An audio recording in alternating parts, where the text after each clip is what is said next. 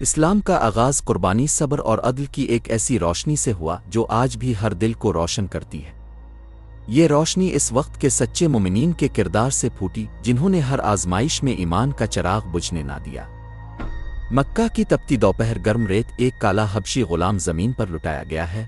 راوی: وہ وقت جب اسلام کا نام لینا جرم تھا، اور بلال ایک غلام تھا کمزور مگر ایمان میں فولاد۔ ابو جہل غصے سے: بلال، لا تو اس کو سجدہ کر ورنہ یہ پتھر تیرا سینہ توڑ دے گا۔ ایک بھاری پتھر حضرت بلال کے سینے پر رکھا جا رہا ہے۔ حضرت بلال کمزور مگر پرعزم آواز: احد احد، اللہ ایک ہے، اللہ ایک ہے۔ زمین جھلسا رہی تھی، پتھر دل تو رہا تھا مگر بلال کا دل صرف ایک خدا کے عشق میں دھڑک رہا تھا۔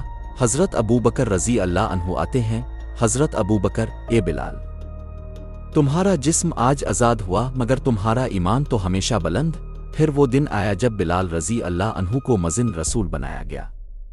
ان کی اذان مدینہ کی فضا کو جگاتی، فرشتے سنتے، ایمان والوں کے دل دھڑکتے۔ اللہ اکبر، اللہ اکبر۔ ایک غلام سے مؤذن رسول تک کا یہ سفر صرف صبر، یقین اور توحید کی بنیاد پر تھا۔